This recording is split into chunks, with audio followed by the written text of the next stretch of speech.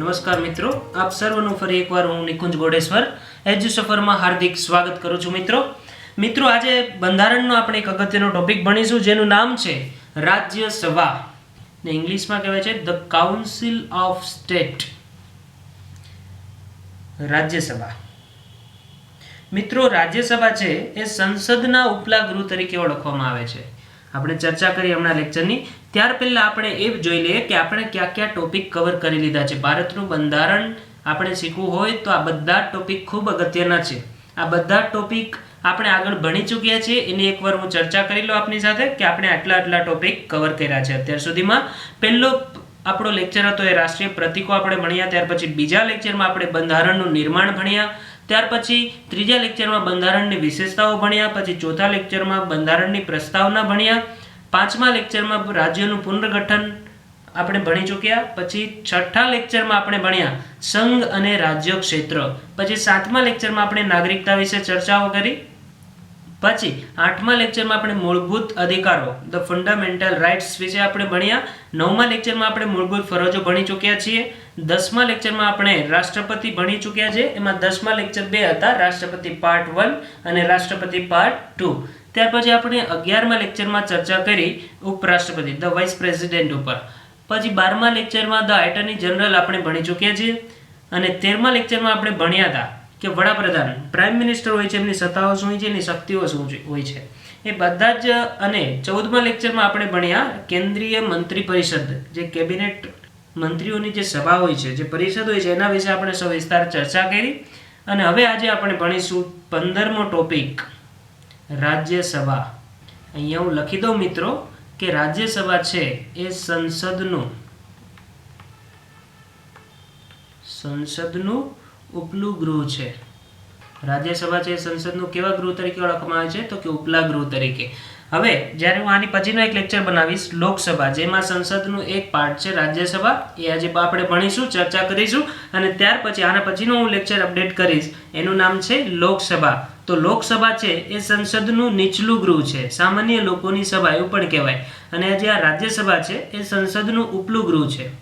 હવે રાજ્યસભાની રચના કઈ રીતના થાય છે? તો કે અનુચ્છેદ નંબર 80 પ્રમાણે રાજ્યસભાની રચના થાય છે. જો આપણે પહેલા ચર્ચા કરી કે રાજ્યસભાની રચના કયા અનુચ્છેદ પ્રમાણે કરવામાં આવી હતી? તો કે અનુચ્છેદ નંબર 80 પ્રમાણે. પછી રાજ્યસભા છે એમાં ટોટલ 250 સભ્યો છે. કેટલા? 250. એમાં 238 જે સભ્યો છે એ કેન્દ્ર શાસિત પ્રદેશો, અહીંયા હું લખી દઉં કાઉસમાં, રાજ્યો પ્લસ કેન્દ્ર શાસિત પ્રદેશો. કેન્દ્ર શાસિત પ્રદેશો આ બંનેના સંસદ સભ્યો રાજ્યોમાંથી અને કેન્દ્ર શાસિત પ્રદેશ તો કે દિલ્હી અને પોંડિચેરી આ બંનેમાંથી ચૂંટાઈને સભ્યો આવે છે. ક્યાં? તો કે રાજ્યસભામાં. અને 12 સભ્યો જે છે, આ ટોટલ રાજ્યો અને કેન્દ્ર શાસિત પ્રદેશોના સભ્યો કેટલા છે? તો કે 238. પછી 12 જે સભ્યો છે એ કોણ નિમણૂક કરે? તો કે આ જે સભ્યોની નિમણૂક છે એ રાષ્ટ્રપતિ કરતા હોય છે. રાષ્ટ્રપતિ દ્વારા નિમણૂક થતી હોય છે 12 સભ્યોની રાજ્યસભામાં. અને ટોટલ સભ્ય સંખ્યા કેટલી થાય છે? તો કે 250. પછી જે રાજ્યસભામાં રાષ્ટ્રપતિ 12 સભ્યોની નિમણૂક કરે એ કેમાં પારંગત હોય એવો પણ પ્રશ્ન પૂછાય, તો એની પણ આપણે ચર્ચા કરી લગી કે આ જે સભ્યો છે 12 સભ્યો રાષ્ટ્રપતિ નિમણૂક કરે એ કલા, પછી વિજ્ઞાન, પછી સાહિત્ય કે સમાજ સેવાના આવા જે ક્ષેત્રો છે, સમાજ સેવા કેવા ક્ષેત્રો? તો કે કલા, વિજ્ઞાન, સાહિત્ય, સમાજ સેવા. આ જે ક્ષેત્રો છે એમાં જે ટોપ મોસ્ટ વ્યક્તિઓ હોય છે, ટોપ મોસ્ટ કલાકારો હોય છે કે ટોપ મોસ્ટ સાયન્ટિસ્ટ હોય છે, એ બધાની સભ્યોની નિમણૂક રાષ્ટ્રપતિ એમને સંસદમાં ચૂંટાઈને સંસદ ન બનવું પડે એટલા માટે એનું સ્પેશિયલ રિઝર્વેશન રાજ્યસભામાં છે. અને કેટલા સભ્યો હોય છે? તો કે 12 સભ્યોની નિમણૂક રાષ્ટ્રપતિ કરી શકે છે. કયા ક્ષેત્રોમાંથી? તો કે કલા, વિજ્ઞાન, સાહિત્ય અને સમાજ સેવાના ક્ષેત્રમાંથી. આ આપણે જોઈ આની સંરચના. પણ હાલમાં કે રાજ્યસભામાં છે તો એની ચર્ચા આપણે આ ટોપિકમાં કરીએ. તો કે 229 સભ્યો છે એ છે રાજ્યોના, અલગ અલગ 29 રાજ્યો છે એમના સભ્યો છે 229. પછી જે 4 સભ્યો છે એ છે કેન્દ્ર શાસિત પ્રદેશ, કેન્દ્ર શાસિત પ્રદેશોના. અને આ જે 12 સભ્યો છે એની નિમણૂક કોણ કરે છે? તો કે રાષ્ટ્રપતિએ કરેલી છે. હાલમાં ટોટલ કેટલા રાજ્યસભામાં સભ્યો છે? તો કે 245 સભ્યો રાજ્યસભામાં હાલમાં છે, પણ વધારે કેટલા સભ્યો હોઈ શકે? તો કે 250. હવે હું આશા રાખું છું કે આ પહેલી સ્લાઇડ તમને સમજાઈ ગઈ હશે. હજી એકવાર આપણે રિવિઝન કરી લઈએ કે રાજ્યસભા એ સંસદનું ઉપલું ગૃહ છે. રાજ્યસભા છે એ સંસદનું ઉપલું ગૃહ છે. પછી અનુચ્છેદ નંબર 80 પ્રમાણે રાજ્યસભાની રચના થાય છે. રાજ્યસભામાં 238 સભ્યો છે એ કે રાજ્યોમાંથી ચૂંટાતા હોય છે અને કેન્દ્ર શાસિત પ્રદેશોમાંથી ચૂંટાઈને આવે છે. 12 સભ્યોની નિમણૂક રાષ્ટ્રપતિ કરે છે. ટોટલ સભ્યોની સંખ્યા 250 છે રાજ્યસભામાં. અને આ જે 12 સભ્યો રાષ્ટ્રપતિ નિમણૂક કરે છે એ કલા વિજ્ઞાન સાહિત્ય કે સમાજ સેવાના ક્ષેત્રોમાંથી રાષ્ટ્રપતિ પસંદ કરતા હોય છે. હાલમાં કેટલા સભ્યો રાજ્યસભામાં છે? હાલમાં આ ટોપિક છે એ હાલમાં સભ્ય સંખ્યા દર્શાવે છે. તો કે 229 સભ્યો છે રાજ્યો અને કેન્દ્ર શાસિત પ્રદેશોમાંથી આવેલા છે, અને 4 જે સભ્યો છે 229 સભ્યો રાજ્યમાંથી, 4 કેન્દ્ર શાસિત પ્રદેશમાંથી, અને જે 12 સભ્યો છે એ રાષ્ટ્રપતિએ નિમણૂક કરેલી છે, અને હાલમાં સદસ્ય સંખ્યા છે 245. ઓકે, હવે આપણે આગળ ભણીએ કે રાજ્યસભાનો કાર્યકાળ કેટલા વર્ષનો હોય છે અથવા એનો કાર્યકાળ કેટલો હોય છે. તો રાજ્યસભા છે આ હંમેશા તમે યાદ રાખો કે એક કાયમી ગૃહ છે, પણ લોકસભા છે, રાજ્યસભા છે કેવું ગૃહ છે? તો કે કાયમી ગૃહ છે, પણ લોકસભા છે એવું એક્ઝામમાં પૂછાઈ શકે કે લોકસભા કાયમી ગૃહ છે. તો લોકસભા કાયમી ગૃહ નથી. એમાં 5 વર્ષે ચૂંટણી થાય, 5 વર્ષે, અને પછી એમાં સંસદ સભ્ય ચૂંટાય અને નવા સંસદ સભ્યોની નિમણૂક થતી હોય છે. પણ રાજ્યસભા કેવું ગૃહ છે? તો કે કાયમી ગૃહ છે. તેનું આપણે એમ પણ કહી શકીએ કે રાજ્યસભાનું ક્યારેય વિસર્જન થતું નથી. ક્યારેય વિસર્જન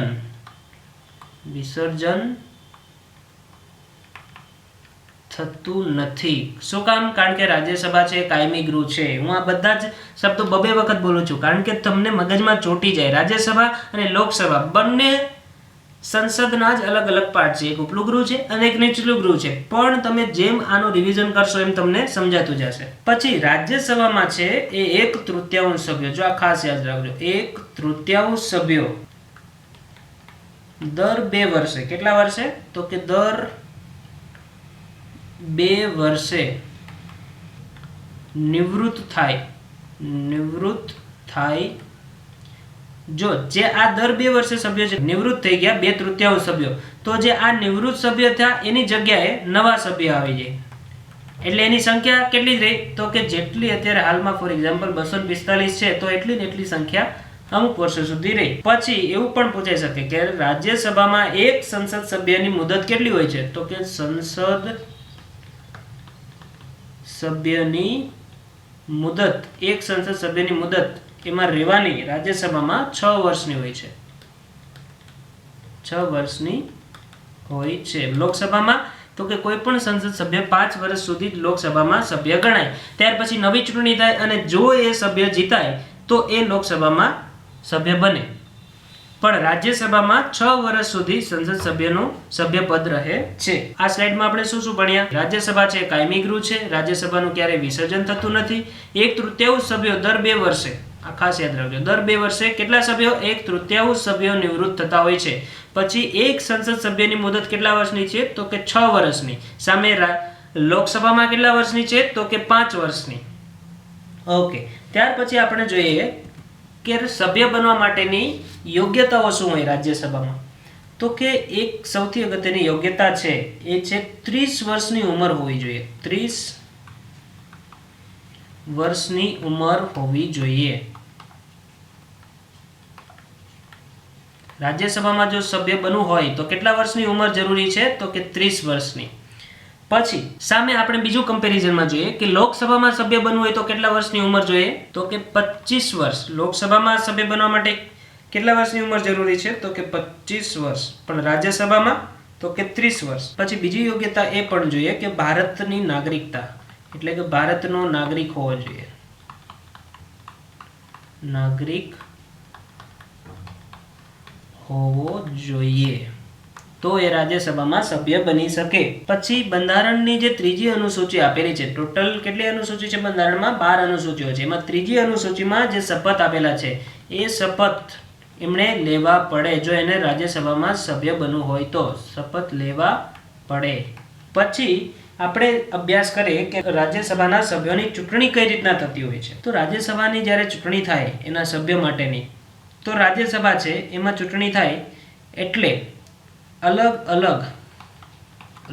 અલગ રાજ્યના અને કેન્દ્રના સભ્યોની ચૂંટણી થતી હોય. હમણાં હું સમજાવું. થતી હોય. હવે ફોર એક્ઝામ્પલ આપણે ગુજરાતની રાજ્યસભામાં કેટલી સીટ છે તમને ખબર છે? તો કે 11 સીટ છે. તો 11 સીટમાં કયા 11 સભ્યોને આપણે ગુજરાતમાંથી દિલ્હીમાં રાજ્યસભા માટે મોકલવા, તો એમની ચૂંટણી પ્રક્રિયા થાય. અને એ ચૂંટણી પ્રક્રિયામાં કોણ ભાગ લે? તો કે વિધાનસભ્યો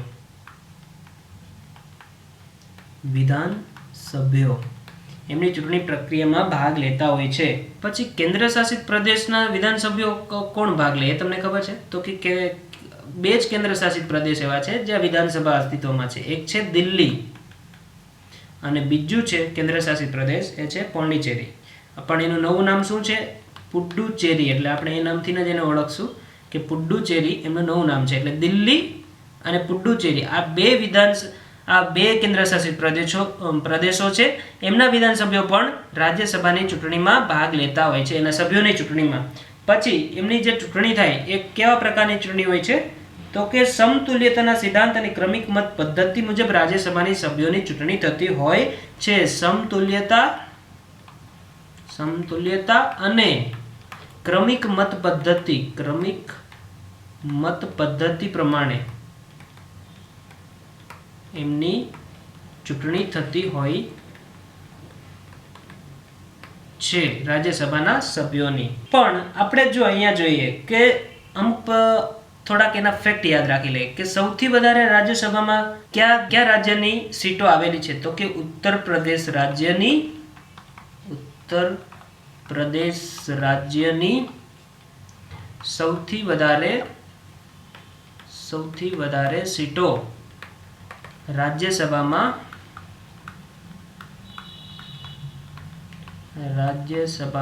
આવેલી છે. કેની? તો કે ઉત્તર પ્રદેશની. સામે ગુજરાતની કેટલી સીટો છે? ગુજરાત તો કે એમની 11 સીટો રાજ્યસભામાં હાલમાં છે. પછી જે આ સીટો અલગ અલગ ફાળવેલી છે કે ઉત્તર પ્રદેશમાં આટલી સીટ છે, પછી ગુજરાતમાં 11 સીટ છે, બિહારમાં આટલી, મહારાષ્ટ્ર રાજ્ય છે તો એમાં આટલી સીટો. એ બધી સીટોની ફાળવણી બંધારણની કઈ અનુસૂચિમાં એનું વર્ણન કરેલું છે? એ સીટોની ફાળવણીનું વર્ણન તો કે 4થી અનુસૂચિ છે, જે બંધારણની 4થી અનુસૂચિ. આ ખાસ યાદ રાખજો. 4થી અનુસૂચિમાં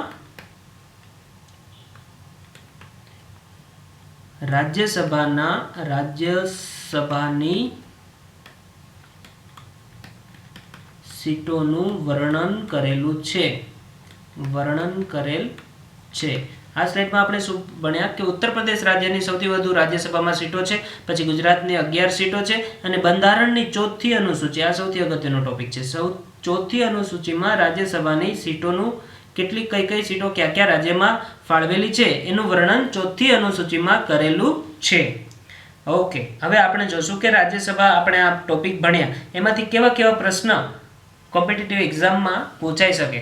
તો કે ભારતના બંધારણના કયા અનુચ્છેદમાં રાજ્યસભા વિશેનું વર્ણન કરેલું છે? તો આપણે પહેલી સ્લાઇડમાં ભણ્યા હતા કે અનુચ્છેદ નંબર